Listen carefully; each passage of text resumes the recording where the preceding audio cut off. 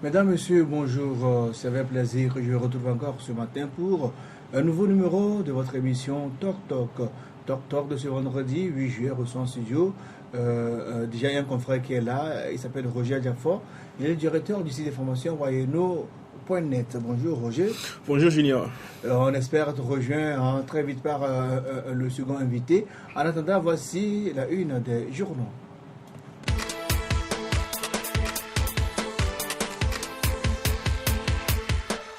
La une des journaux de ce vendredi 8 juillet 2016, nous démarrons par l'alternative. L'alternative qui titre Dérive dictatoriale du système RPT UNIR, une nouvelle statue géante de feu et adamant érigée sur l'esplanade du palais des congrès de Cara. Diplomatie et pourtant la France est témoin des nombreux engagements politiques non tenus par le RPT UNIR. Caisse nationale de sécurité sociale, Kofi Kadangawala par ici la sortie. Iou Atigbe, probable successeur. Dans les caisses également ce vendredi, le quotidien privé Liberté. Liberté donc qui titre Evala 2016, même traitement de faveur, même dégâts collatéraux sur l'administration en perspective. Sécurité au port autonome de Lomé, de la nécessité de revoir les conditions de délivrance des agréments aux avitailleurs. Libre opinion, réflexion sur le rôle de l'armée en Afrique à l'ère de la démocratisation et de Boko Haram.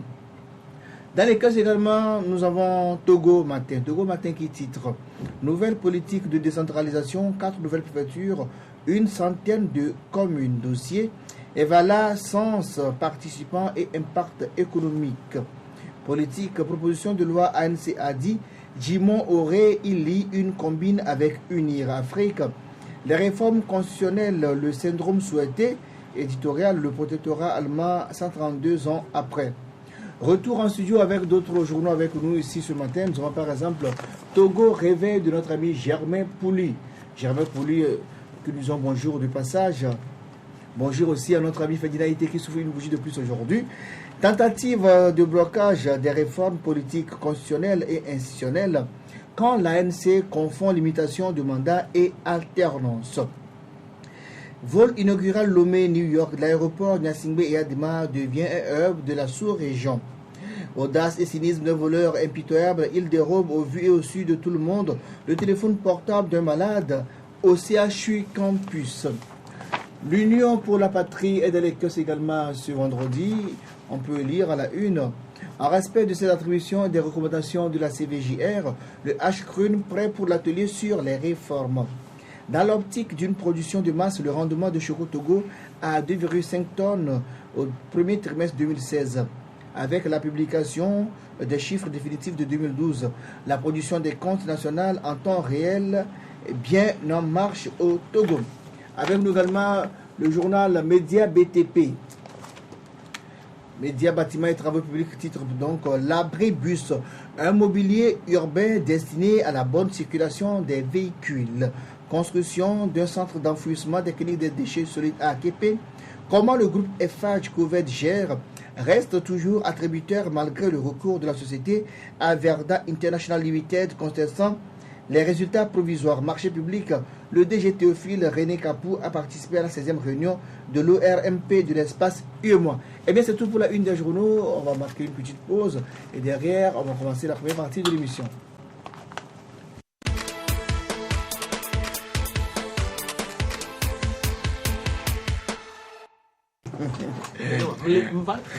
Retour en studio. Mesdames, Messieurs, notre second invité est là. Je vous le présente. Il s'agit de Sam Djombo. Bonjour. Bonjour Junior, bonjour confrères, bonjour téléspectateurs et téléspectatrices de LCF. Ouais. À l'heure de l'émission Talk Talk. Mais il faut le présenter, tes excuses pour le retard. Ah oui, c'est un retard indépendant de notre volonté. La circulation était très dense au niveau de GTA. Mais ça nous a permis quand même de répondre présent. Parce que les auditeurs, ça fait longtemps qu'on les a faussés et compagnie, donc on reprend pour de plus belle. Ok. Nous allons démarrer avec le premier sujet aujourd'hui. On reparle du fichier électoral.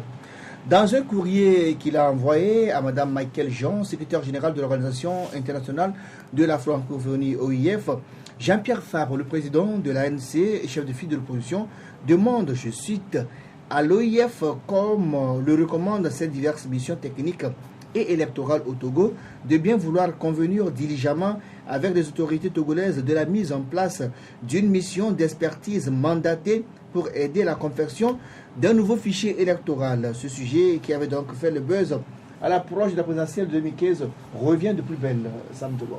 Ah oui, vous savez que le chef de file de l'opposition est dans son rôle.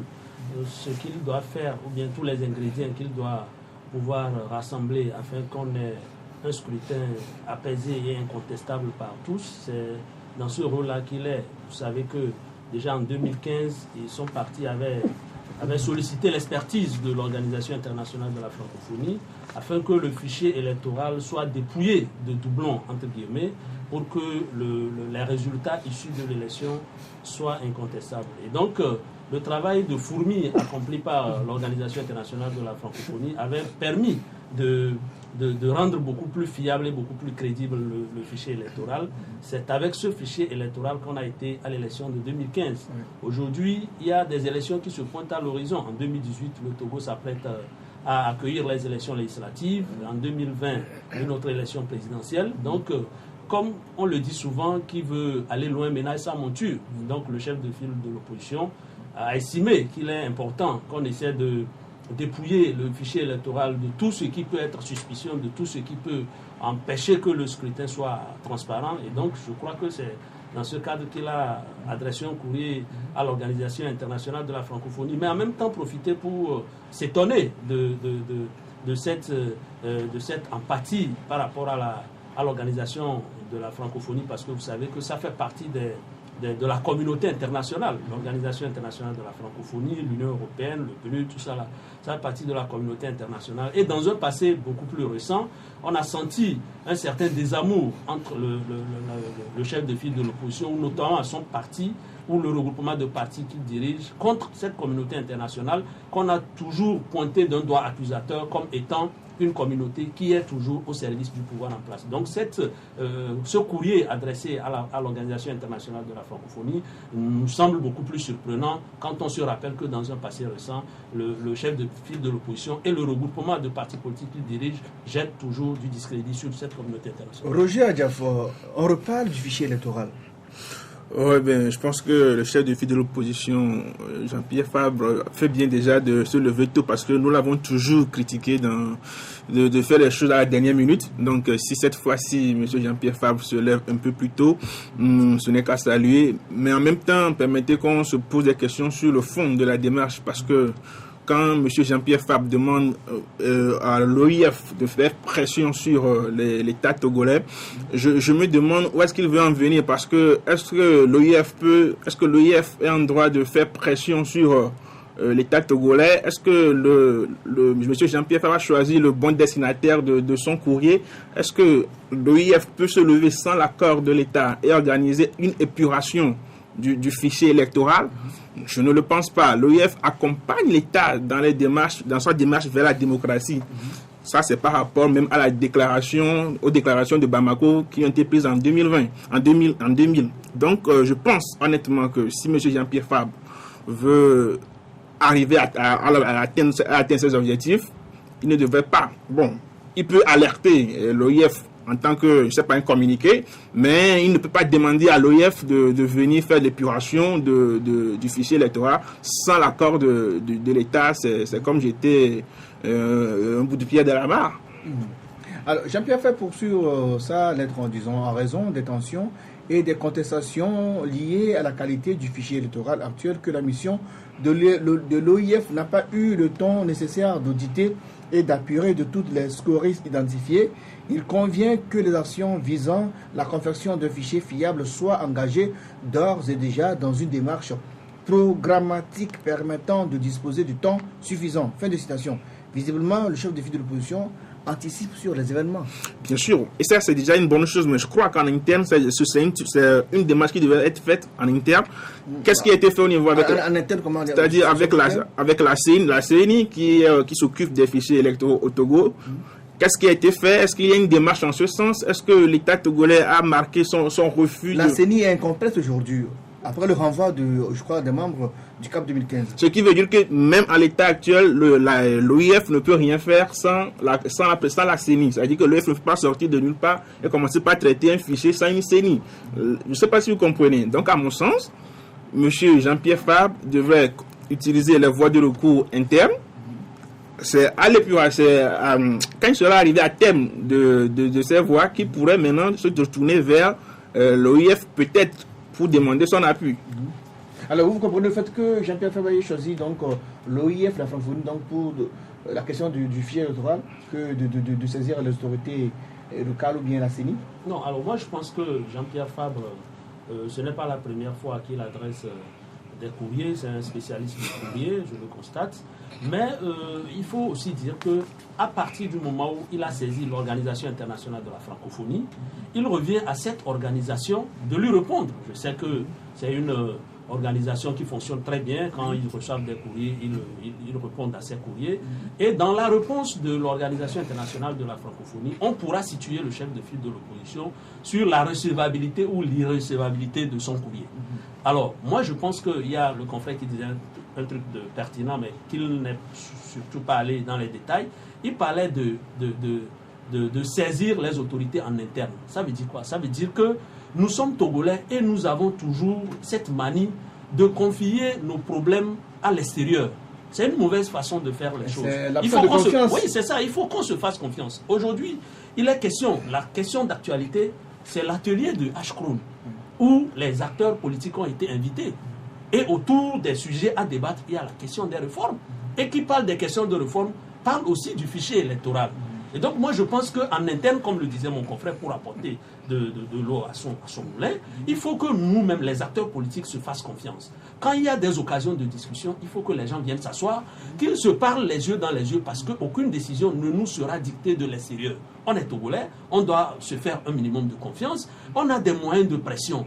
Et souvent, ces moyens de pression ne sont pas utilisés à bon escient. Quand je parle de moyens de pression, je parle de la rue, je parle des manifestations de rue, je parle des sit-ins et autres. C'est des moyens de pression. Mais c'est quand toutes les tactiques ou bien toutes les techniques de négociation échouent qu'on peut utiliser les derniers recours, c'est-à-dire les moyens de pression que nous connaissons déjà. Mais malheureusement, les gens ne vont pas à des discussions, les gens évitent ou bien refusent de venir discuter avec leurs adversaires et ils préfèrent utiliser les moyens de pression à chaque fois. Et au fur et à mesure qu'on utilise les moyens de pression, à force de les utiliser toujours, ça finit par lasser et l'adversaire qui est censé plier au regard de ça n'inquiète plus. Voilà ce que je voulais dire. Donc moi je pense qu'en interne, comme le disait mon confrère, il faut que les acteurs se fassent confiance. Surtout l'atelier du Ashkroun, c'est une occasion formidable pour que les gens aillent exprimer leur ras-le-bol. Les gens aillent dire ce qu'ils pensent que ça doit être modifié, ce qui peut être amélioré afin qu'on ait des scrutins incontestables et que le Togo décide finalement de quitter cette zone de turbulence pour qu'on regarde directement vers le développement. Alors, le président de l'ANC demande enfin aux partenaires du Togo, notamment l'OIF, d'user de leur influence pour amener les autorités togolaises à accepter de mettre en œuvre les réformes constitutionnelles, institutionnelles et électorales telles que prescrites par l'accord politique global. Alors, pensez-vous que l'OIF peut réellement influer sur les autorités togolaises pour qu'elles bougent enfin sur la question des réformes? Non, moi je pense que l'OIF, que ce soit l'OIF, que ce soit l'Union européenne, l'ambassade des États-Unis, ne se comporteront jamais en gendarme derrière l'État togolais. Leurs avis ne seront que des avis, pour le répéter. Ça sera des points de vue qu'ils apportent au gouvernement. C'est pourquoi on les appelle d'ailleurs des partenaires. Des partenaires ne font pas des injonctions, mais font des propositions, font des suggestions, font des interpellations.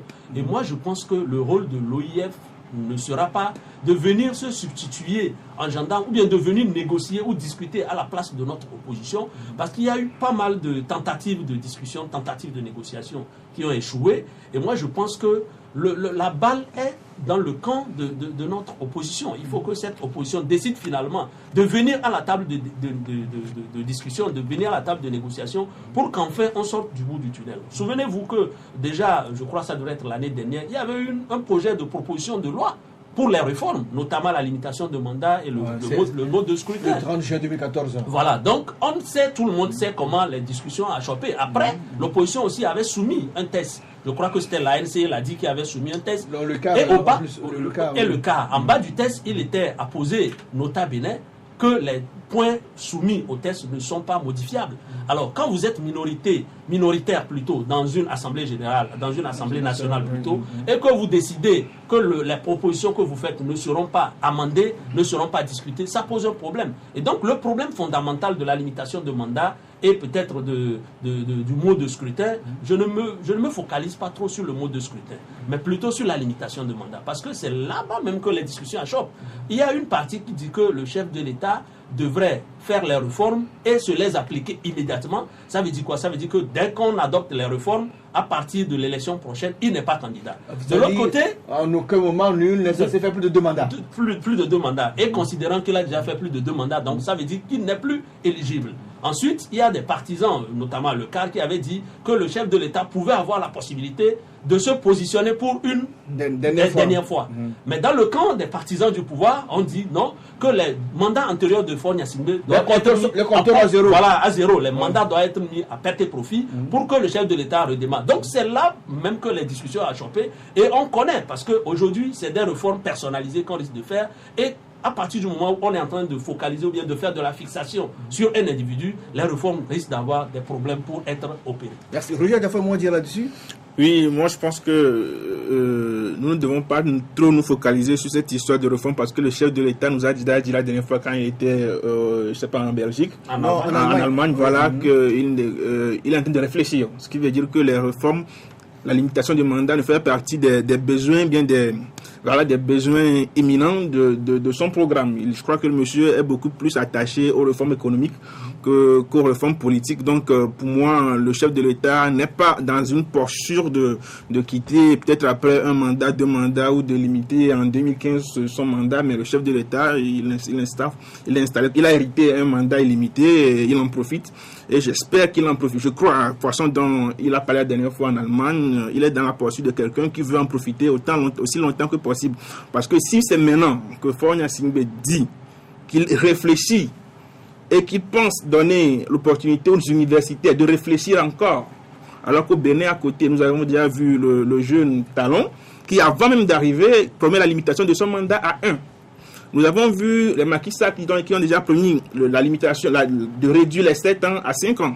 Nous avons vu ailleurs des gens qui ont prononcé, qui font des réformes avant même d'arriver au pouvoir. Et chez nous, au Togo, notre président a fait 15 ans et c'est maintenant qu'il... Non, il a 11 ans. Il est en train de faire 15 ans. Voilà. Actuellement, c'est 11 ans. Il a 15 ans à faire. Voilà. Il est en train de faire 15 ans. Voilà. Et c'est maintenant qu'il réfléchit s'il faut limiter ou pas le mandat. Je pense qu'on n'en est pas pour maintenant, pour demain. Alors... Non, moi je pense que le problème fondamental, il faut quand même qu'on ait des analystes, il faut qu'on le dise. Il y a le problème de limitation de mandat, il y a le problème de scrutin à 2 tours. Il y a aussi cette question, quand on parle de réforme électorale, ça concerne l'organisation même des élections. Comment faire pour que les élections soient le plus transparentes et acceptées possible, par tous. Acceptées par tous. Et moi je pense que si on a le minimum d'organisation d'une élection transparente, apaisée et acceptable par tous, le problème de limitation de mandat ne se posera pas. Parce que les Togolais qui désignent ceux qui dirigent auront l'occasion de traduire dans les faits son desiderata et que le desiderata soit ressenti, c'est-à-dire la vérité des urnes. Quand on parle de vérité des urnes, quand on a un minimum de transparence au cours des élections, ça veut dire que le vote des Togolais sera pris en compte. D'où les réformes institutionnelles dont on parle. Institutionnelles, parce que vous savez qu'on fait toujours le procès au pouvoir en place d'avoir à la tête des institutions des présidents qui sont inféodés au pouvoir et tout ça. Rappelez-vous le cas Abdoulaye Wade.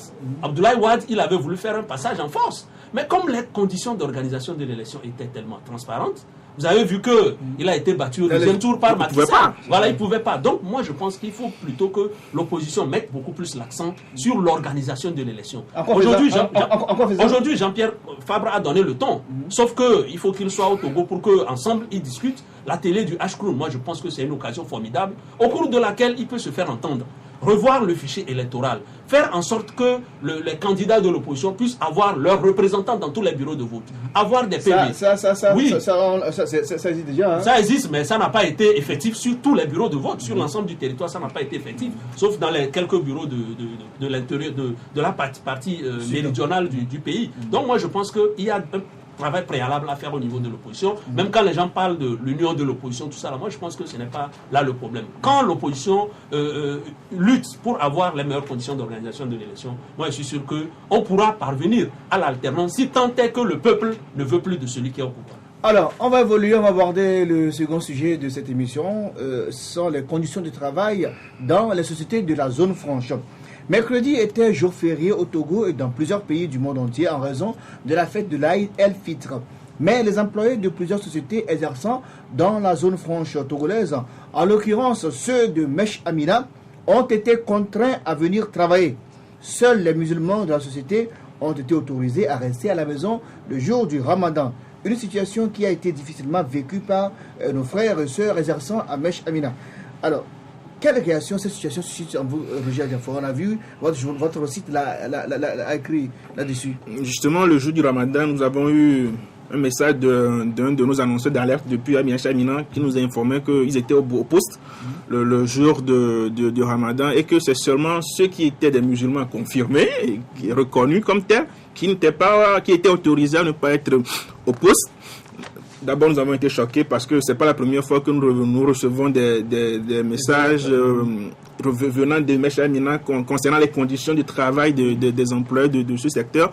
Alors que, faut-il faire, si vous permettez, je revienne un peu en arrière pour faire la situation de ce que c'est que cette zone franche qui est en réalité une zone qui contient des entreprises qui ont des facilités pas possibles. Ils ont des exonérations sur des taxes pour leur matériel. Ils ont des exonérations totales sur les produits qui font partie, des exonérations sur leurs véhicules, des exonérations sur les salaires de leurs employés. Ce qui veut dire qu'à mon sens, c'est des entreprises en réalité qui devaient prendre soin de leurs employés. Mais malheureusement... Ce qui n'est pas le cas. Malheureusement, c'est à Mech Amina et dans les autres structures de la zone franche qu'on attend plus des ras-le-bol, des cris des employés. Et franchement, ça attriste. Ça attriste. Sam Djabo, vous êtes musulman le jour de Ramadan, pendant que vous fêtez, et le jour a été déclaré férié par le gouvernement. Mais Mech Amina a refusé de laisser ses employés à la maison. Seulement ceux qui sont musulmans ont été laissés pour aller fêter. Est-ce normal? Alors moi, je vois le problème sous deux angles. Le premier angle, ça veut dire quoi? Ça veut dire que si l'entreprise ou bien l'employeur décide de retenir quelques employés au poste un jour de fête, cela suppose qu'il est censé leur payer des heures supplémentaires. Si tel est le cas, je pense qu'il n'y a pas de problème au niveau de Mech Amina. Tel n'est pas le cas. Mais si tel n'est pas le cas et que le gouvernement, malgré une note officielle déclarant cette journée chômée payée sur l'ensemble du territoire national, l'entreprise rechigne à laisser les employés aller fêter, je crois que cette entreprise se comporte comme une entreprise de voyous. Parce qu'il n'est pas normal que dans un État où vous exercez, une décision de l'État soit mise à rude épreuve par vos caprices. Ça, c'est pas normal. Donc moi, je pense qu'au niveau même de l'État, on doit se saisir parce que ça veut dire qu'au niveau de Mech Amina, on a défié l'autorité de l'État. L'autorité sort un Mech Amina est plus puissant que le gouvernement. Voilà, ça veut dire que l'autorité de l'État est foulée aux pieds à ce niveau. Et parlant de la condition de travail de certains employés dans les zones franches, et notamment à Mech Amina, c'est bizarre que jusqu'à ce jour, il y a de ces sociétés-là qui n'arrivent, ces sociétés en zone franche, qui n'arrivent pas à payer le SMIC. Et ça n'inquiète personne, ça ne meut personne. Des gens sont utilisés, sont employés comme des esclaves. Quand vous arrivez dans certaines sociétés de zone franche, vous vous demandez si on a une inspection du travail dans ce pays. Donc moi je pense qu'au niveau de l'inspection du travail, il y a un travail préliminaire à faire. Quand nous suivons des documentaires ou des reportages, que ce soit en Europe ou en Asie, où on dénonce les conditions difficiles de travail, c'est les inspecteurs du travail qui font des descentes inopinées sur le terrain.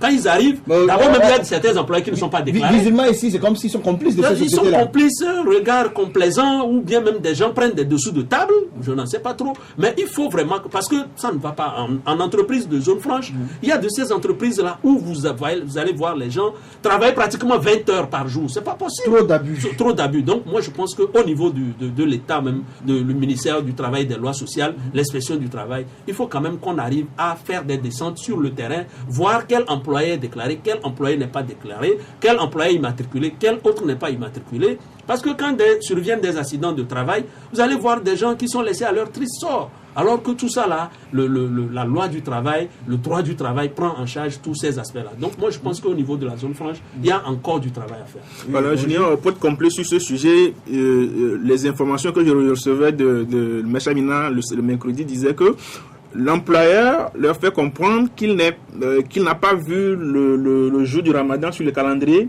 donc parmi les fêtes fériées au Togo.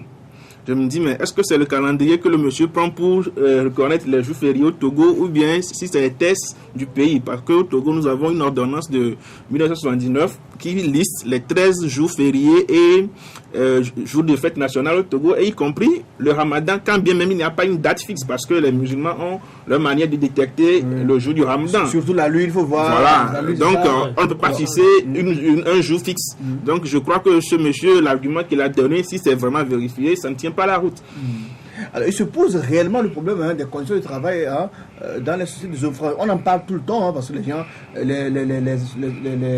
on a vu plusieurs associations qui ont sorti un communiqué à l'époque, mais le problème est toujours à qui la faute. Pourquoi ce secteur-là est négligé, entre griffes, on néglige les nôtres, ils sont bafoués, maltraités dans les sociétés de zone franche? Bon, je crois que d'abord tout dépend de l'objectif qu'on a donné à la zone franche, parce que au départ, dans les années 89, quand on créait la zone franche, c'était une structure qui devait vendre à destination Togo, c'est-à-dire en termes de fabrication et d'exportation. Donc on veut faire du Togo un pays industrialisé. Donc on essaie d'un peu les amadouer, les ménager, voilà, pour que on dise que voilà, pour que c'est eux les grands exportateurs du Togo.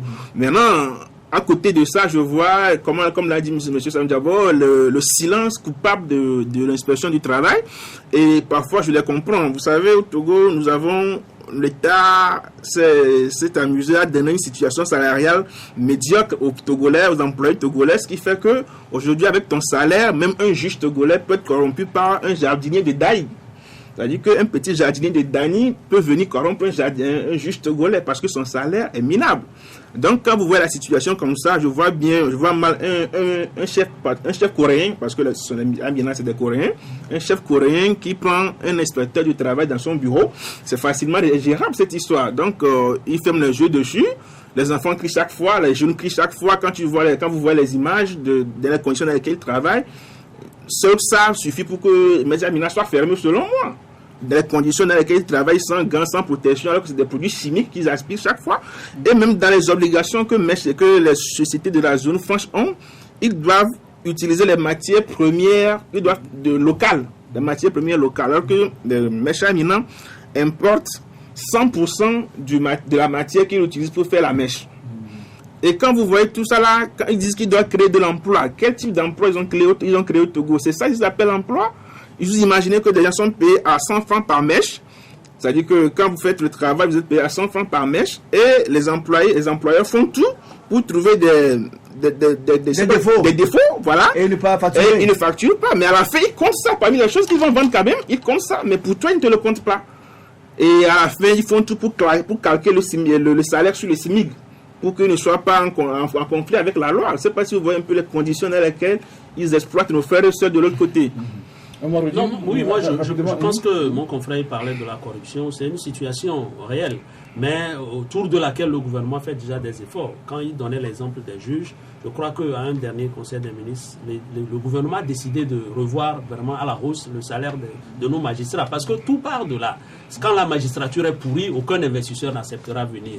Et puis aussi pour la corruption, on peut rappeler même au passage que la création de l'OTER, même si on peut trouver à redire, ils ont fait en sorte que ceux qui travaillent, par exemple à l'OTER, aient un salaire décent, pour éviter que lorsqu'ils font des descentes sur le terrain, pour une enveloppe de 2 millions, bien de 1 million, qu'on ferme les yeux sur des gens. Donc moi je pense qu'à ce niveau, il y a un effort qui est en train d'être fait. Maintenant, pour revenir vraiment sur la situation de Mecha Amina, je ne sais pas si le gouvernement même est conscient de la situation. Ce n'est pas Amina seul, il y a d'autres sociétés de zone franche où les mêmes situations... Il y a plein de sites là. Il faut vraiment ouvrir les yeux pour que nos concitoyens... C'est vrai que les gens cherchent du boulot, mais ce n'est pas n'importe quel boulot. Si vous devrez trouver un boulot qui va vous tuer au bout de 3 ans parce que vous inhalez des produits toxiques et des produits chimiques, je crois qu'il vaut mieux rester à la maison.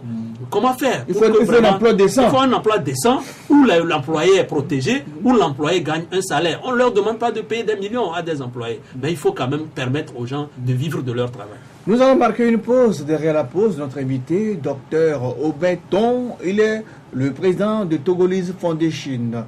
La pause est derrière, on poursuit l'émission.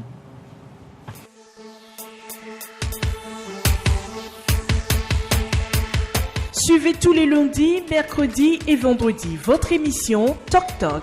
Toc Toc passe au crible les grands sujets de l'heure et développe des thématiques sur le plan social, politique, économique, sportif et culturel. En studio pour en débattre, des journalistes et des experts. Rediffusion la nuit à 22h30.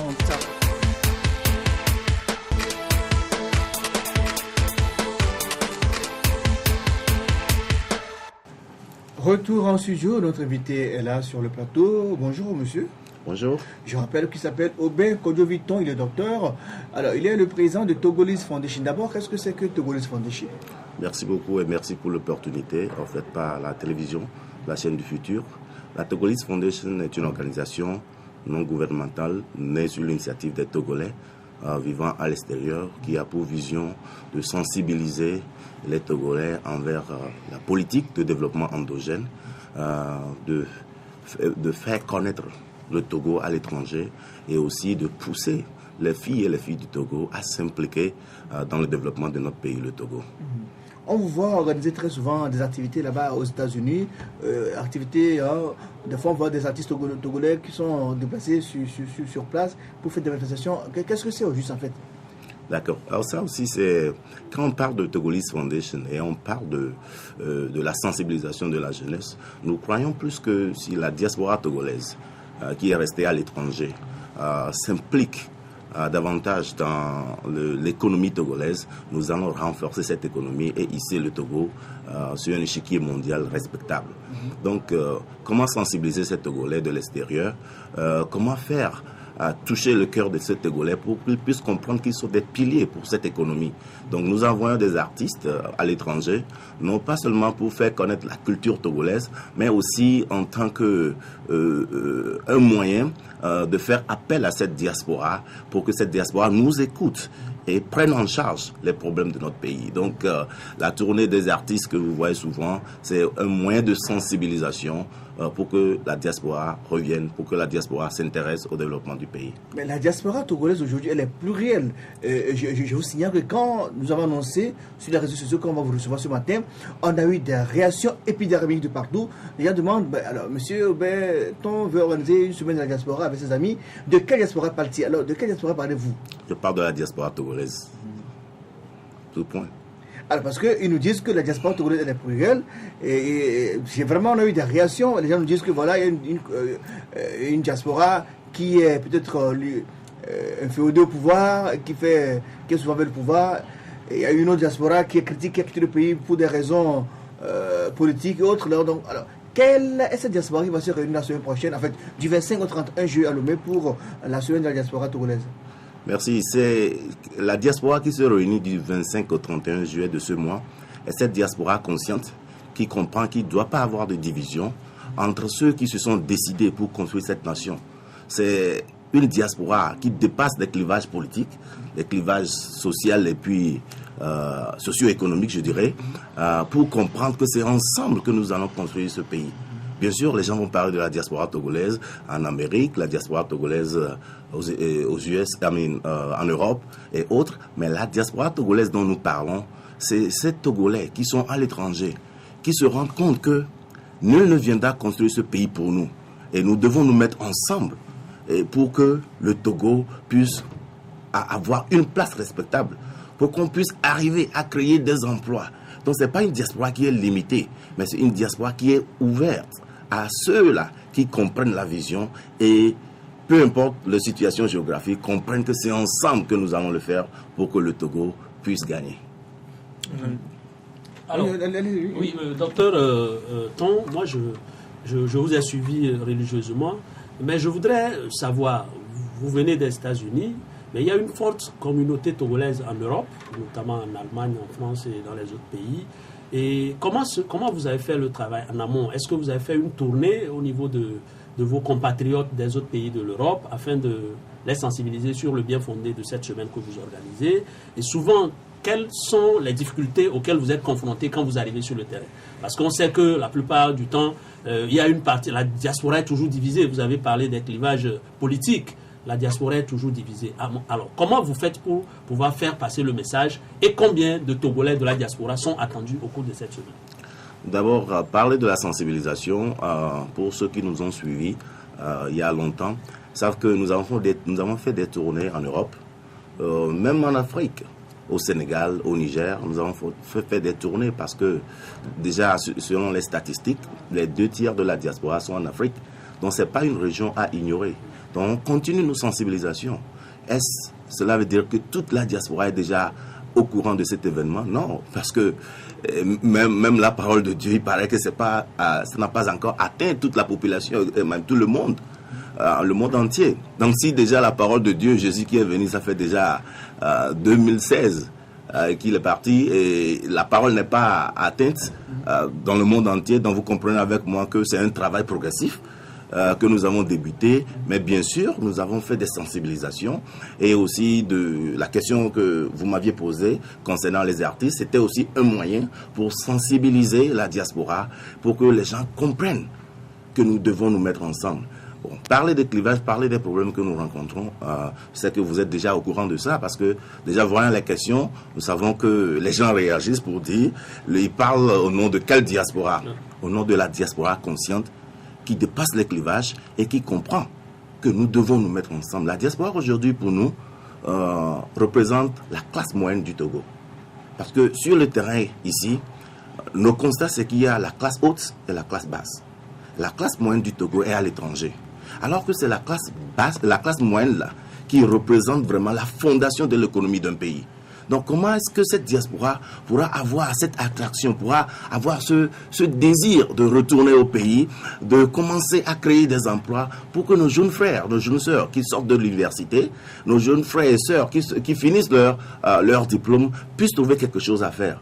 Donc oui, il y aura toujours de ces méfiances à cause de ce qui s'est passé peut-être politiquement et autres, mais je pense que nous sommes arrivés à un moment où dans la Togolese Foundation, nous voudrions que nos actions parlent. Et suivant ces actions, beaucoup de ces Togolais comprendront qu'il est temps que la diaspora fasse volte-face pour revoir le Togo comme une nation chérie et mettre la main ensemble pour la construire. Alors, combien de Togolais sont attendus pour la grande semaine de la diaspora? On attend au moins 300 Togolais pour l'événement. Voilà, on vous connaissait beaucoup plus dans le domaine de l'enseignement lors des précédentes éditions de la grande semaine de la diaspora. Cette année, on vous sent beaucoup plus dans le domaine de l'innovation et des découvertes, et beaucoup plus dans le domaine de l'économie avec le projet de création d'un fonds de la diaspora. Pourquoi? Qu'est-ce qui explique ce virement? D'abord, si quelqu'un est en train de parler du développement, le développement c'est un moteur entier. Donc, un moteur, avant que ce moteur ne travaille, ne marche, il faudrait que toutes les pièces fonctionnent. Donc, quand on parle de développement, c'est un tout. Il y a l'éducation, il y a l'économie, il y a tout. Et peut-être vous m'avez connu sur ce point, mais parler d'un développement, c'est un système qui touche à tout.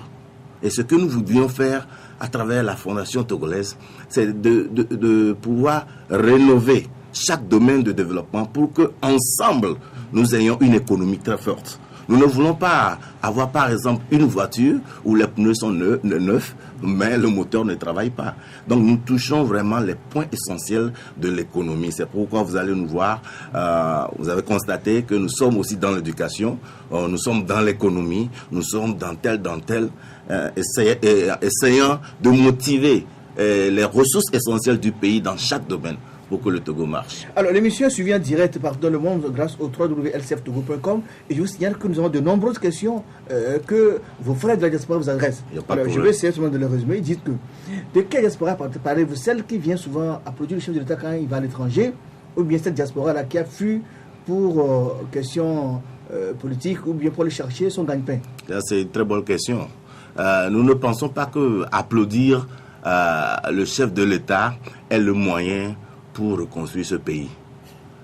Nous pensons à une diaspora qui a un esprit altruiste, une diaspora qui voit comment créer le bien-être pour la société, qu'une diaspora qui veut se remarquer par un quelqu'un, ou bien une diaspora qui cherche seulement une position. Nous voudrions parler de cette diaspora un peu partout, qui comprend qu'à ce jour où nous parlons, ce n'est plus le problème de positionnement, mais c'est un problème de responsabilité. C'est un problème des gens qui veulent se sacrifier pour ce pays. Des gens qui veulent tendre la main à ceux-là qui sont restés derrière nous. Des gens qui veulent innover pour que nos frères et sœurs puissent trouver à manger, puissent se loger et puissent se vertir. Autre question venant de la diaspora. Pourquoi n'associez-vous pas les autres composantes de la diaspora togolaise à cette grande semaine de la diaspora que vous organisez? C'est ouvert à tout le monde, comme je l'avais dit. C'est la sensibilisation. De l'organisation. De l'organisation? Oui. Oui, vous allez voir. C'est juste que vous le faites avec le gouvernement et que les autres composantes ne sont pas associés. Mais il faudrait être vraiment plus informé avant de poser certaines questions. Nous ne faisons rien. Nous ne sommes pas un outil du gouvernement. Nous sommes un outil de la société. Et la diaspora, la grande semaine de la diaspora que nous organisons n'est pas une organisation du gouvernement. Mais certes, le gouvernement est le parrain. Pas le parrain. Ils sont les responsables de ce pays. On ne peut pas s'en passer d'eux. On doit les informer sur les activités qui vont se dérouler dans le pays. Mais je rappelle que la grande semaine de la diaspora de la Togolese Foundation n'a aucune main du gouvernement. Ça, ce sont des activités des Togolais qui prennent sur eux cette responsabilité d'amener quelque chose de positif dans ce pays. Alors, comment va se dérouler dans la pratique cette grande semaine de la diaspora? Je vais parler brièvement je fais un résumé du programme. Ça débute déjà le 25. Mais avant le 25, le 22, le vendredi 22, nous allons commencer avec une prière musulmane. Et dimanche, une prière chrétienne pour implorer la bénédiction de Dieu sur l'événement. Et lundi, nous allons commencer avec une messe de bonne santé, une parade de la bonne santé qui va débuter du bas-fond du lycée jusque sur le terrain de Foreva. Et sur le terrain de Foreva, nous allons procéder à un don de sang, des conseils diabète et hypertension. Nous allons aussi faire des jeux d'hiver pour égayer la jeunesse et aussi des ventes que nous appelons welfare sale. C'est-à-dire des gens qui ont des outils, des habits, des chaussures qu'ils n'utilisent pas. Comment redonner ça, redistribuer ça à la population qui en a besoin. Et mardi, mercredi, nous avons une journée porte ouverte dans l'enceinte de l'ENAM pour la jeunesse. Et cette journée va... L'école nationale des auxiliaires médicaux. Oui, l'école... Oui, ENAM. Donc, cette journée aura pour objectif de présenter les avancées de la jeunesse. Ceux qui, malgré les difficultés sur le terrain, arrivent à triompher. Comment ils ont fait? Se baser sur leur expérience pour inciter les autres à faire mieux.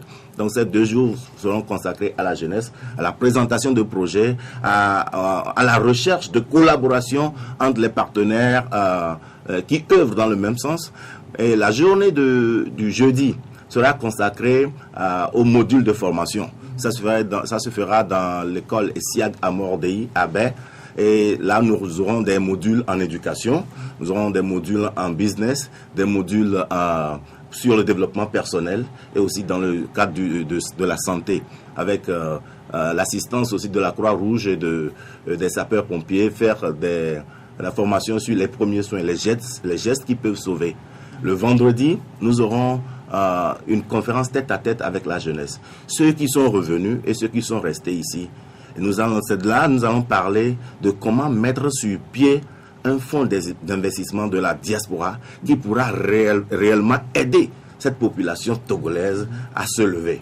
Donc là, nous allons appeler tous ceux qui sont revenus, qui nous suivent maintenant, d'être au rendez-vous ce vendredi pour que nous puissions savoir comment dépasser cette crise de confiance de la diaspora et mettre sur pied un mécanisme qui va aider la jeunesse. Le samedi, nous allons faire une journée de récompense pour ceux qui auront le courage de nous aider, ceux qui auront ce désir de nous accompagner. Et ce serait avec l'assistante des artistes. Donc c'est un concert couplé avec ça aura lieu où? À Enam, dans la grande salle de Enam. Et dimanche, on finira avec un pique-nique. Voilà le programme. Mais je dirais en résumé que toutes ces activités ont un objectif commun. C'est d'arriver à changer les mentalités, d'arriver à donner ce positif dans la mentalité des Togolais que nul ne viendra construire ce pays pour nous. Et peu importe notre situation socio-économique, nous pourrons toujours faire quelque chose.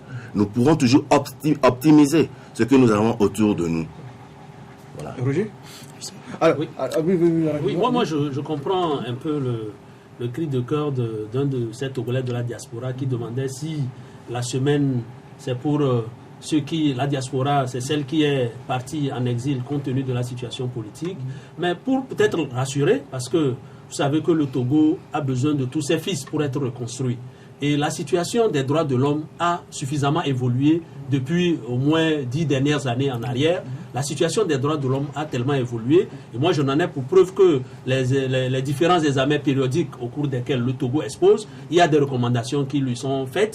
Et quand le Togo revient, il y a des améliorations qui sont toujours apportées à la situation des droits de l'homme. Pour dire que nos frères qui sont à l'extérieur, moi aussi j'ai la possibilité de voyager un peu. Et quand j'y vais, je discute avec mes frères. Moi, j'ai plus de frères en Allemagne avec qui je discute. Et des gens qui continuent par penser que le Togo est resté dans la situation d'il y a encore 20 ans. Donc, le Togo a besoin de tous ses fils pour être reconstruit. Donc, moi, je pense que l'idée qu'amène Togolese Foundation, c'est une idée à saluer. Sauf que mon inquiétude, c'est qu'au niveau du ministère des Affaires étrangères, il y a déjà ce qu'on a fait par le passé, réussite diaspora, qui prime un peu les Togolais de la diaspora, qui s'illustrent dans certains domaines précis. Il y a même d'autres projets qui sont logés à ce ministère et qui concernent effectivement la diaspora. Est-ce que la semaine de la diaspora organisée par Togolese Foundation ou bien les visions de Togolese Foundation ne risquent pas de se recouper avec d'autres programmes déjà logés au ministère des Affaires étrangères? Merci également pour la question. Je vais en termes très simples dire que la grande semaine de la diaspora organisée par la Fondation togolaise, qui est au fait à sa 3e édition, est un peu différente de ce que le gouvernement avait appelé réussite diaspora. Et ce que moi j'ai compris dans le programme du gouvernement Réussite Diaspora, c'est que le gouvernement a essayé d'identifier certains Togolais de l'étranger qui ont réussi. Les success stories. Success stories selon ce n'est pas une bonne connaissance des critères, mais ce sont des Togolais qui ont réussi. Alors que chez nous, dans la fondation togolaise, nous ne pourrons jamais parler de réussite lorsqu'on voit la misère de nos frères en tant qu'elle. Bon, nous voulons changer, nous voulons arriver au point final avant qu'on ne parle de succès. Pour le gouvernement, c'est déjà un success story pour eux parce qu'ils ont déjà décelé des gens qui ont réussi. Mais pour nous, dans la Togolese Foundation, nous n'allons jamais réussir si le Togo reste tel quel. Il faudrait que les choses changent. Il faudrait que les frères trouvent à manger. Il faudrait que ceux qui se battent arrivent à joindre les deux bouts. Donc voilà un tout petit peu le petit changement. Mais dire que déjà l'initiative du gouvernement est aussi applaudissif parce que le gouvernement commence et continue à s'intéresser à la diaspora. Mais moi je souhaiterais que ce gouvernement s'intéresse plus et d'une manière plus pragmatique à cette diaspora au lieu de continuer la course aux grands investisseurs du pays. Parce que, ayant fait aussi l'économie, je vois par exemple quelqu'un qui vient dans un pays comme étranger qui investit 5 milliards dans l'économie togolaise à côté d'un Togolais qui investit 500 millions par exemple. Je souhaiterais que ça soit plutôt le Togolais qui investit ces 500 millions qui soit attiré à venir. Pourquoi? Parce que tout ce que ce Togolais de 500 millions a investi revient également dans ce pays. Donc ça continue à produire de l'intérêt, à tourner l'économie. Alors que ceux-là, vous venez de parler de Mèche Amina et autres, qui sont venus, ils viennent, ils investissent, ils utilisent nos frères et sœurs. Voilà, déjà j'ai suivi dans votre discussion que certaines entreprises, même de la zone franche, ne paient même pas le SMIC. Et ils retournent avec tout ce qu'ils ont fait chez eux, dans leur pays, pour construire chez eux, pour faire tel chez eux.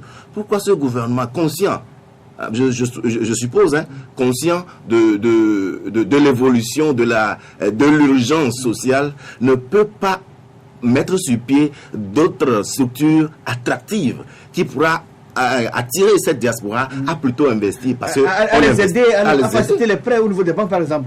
C'est ça, voilà un exemple pour que cette diaspora revienne et commence à créer des emplois. Un Togolais vient et crée un emploi pour 15 personnes. Un Togolais vient créer un emploi pour 20 personnes. Ce sont de ces choses-là dont nous avons besoin. Et non des milliardaires qui viennent avec peut-être des gens qui sont déjà... Souvent, ils viennent faire des prêts ici parce que c'est le gouvernement qui les épaule à l'école. Vous comprenez déjà la situation.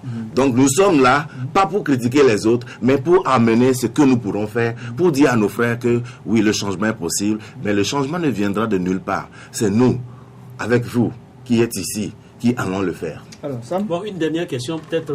À ton niveau ? Oui, à mon niveau, parce que je constate qu'il y a pas mal d'initiatives au niveau de Togolese Foundation, mais vous parlez d'investissement, vous parlez de la situation socio-économique. Est-ce que c'est possible pour quelqu'un de venir investir dans son propre pays à partir du moment où il n'a pas le droit de vote? Est-ce que vous y pensez au niveau de Togolese Foundation, le droit de vote de la diaspora? Nous y pensons. Nous sommes en communion avec toute la diaspora qui réclame les droits de la diaspora. Mais est-ce que nous devons dire que le manque de vote de droit, le manque de droit de vote va nous stopper de voir ou bien d'aider cette population? Non.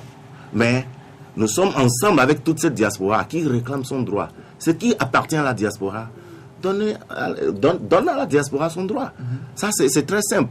Si nous sommes conscients, peut-être, supposons que je suis le président de la République, je suis conscient que je conduis bien mon pays, et une diaspora qui représente une 6e région aujourd'hui, une diaspora qui a tenu le Togo depuis ces années, constate, je suis le président et je vois que cette diaspora a besoin de son droit de vote, je le lui donne. Parce que je sais que je conduis bien mon pays. Et peu importe les élections, peu importe la limpidité des élections, je serai encore réélu.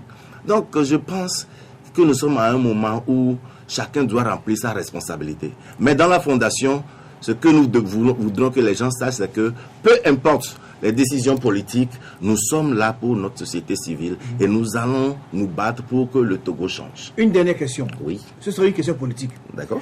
Et l'atelier, on annonce un atelier la semaine prochaine à partir de lundi pour essayer de réfléchir sur les réformes à opérer dans notre pays. Alors, qu'en pensez-vous? Et pour vous, que mettez-vous dans la réforme politique?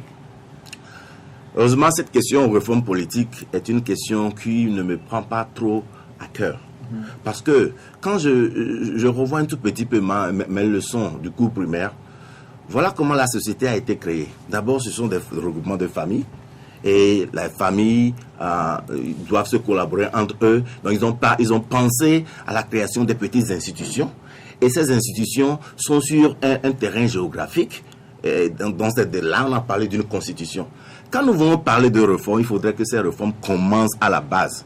Moi, je serais très ravi de voir nos leaders politiques penser à une réforme sociale avant d'arriver à une réforme institutionnelle pour finir avec une réforme constitutionnelle. Parce que peu importe le cas, les gens qui doivent voter les lois pour accompagner ce pays, qui ne sont pas motivés, qui ont faim, vous croyez qu'ils vont voter pour la société ou bien pour leur famille? Moi, je vois que les réformes doivent commencer d'abord par des réformes sociales pour que l'individu togolais, qui n'est pas paresseux, arrive à joindre ses deux bouts. Donc maintenant, cet individu qui est rassasié, parce qu'il n'est pas paresseux, commence à penser à son quartier, et de son quartier, continue à penser vers son pays. Parler d'une réforme constitutionnelle, institutionnelle, c'est bon, mais ils oublient l'essentiel qui est la réforme sociale. Alors, Monsieur Aubertin, merci d'être venu chez nous ici. On vous laisse la possibilité de clôturer plutôt l'émission. Votre mot de fin.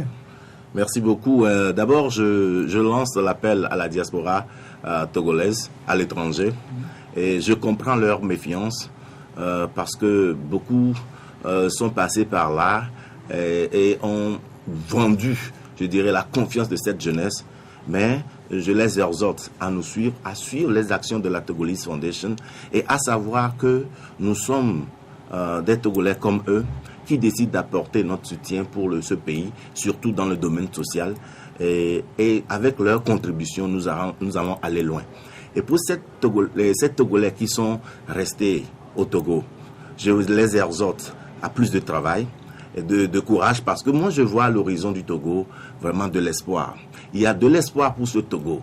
Donc que ces Togolais d'un peu partout qui sont essoufflés regagnent de l'espoir, car nous sommes là et ensemble avec Dieu, nous pourrons tout faire. Nous les appelons à nous suivre au cours de la grande semaine de la diaspora. Nous sommes ouverts à répondre à leurs questions, 90 28 30 71, pour continuer ces débats et pour aussi accueillir de bonnes idées pour qu'ensemble nous puissions faire du Togo cette nation dont nous rêvons. Vous serez facturé pour la publicité, un direct fait dans l'émission. Alors, mesdames, messieurs, Talk de ce vendredi 8 juillet s'achève ainsi. Merci de nous avoir suivis tout au long de la semaine. C'est avec plaisir que je vais vous retrouver lundi pour un nouveau numéro. Portez-vous bien et que Dieu veille sur nous tous.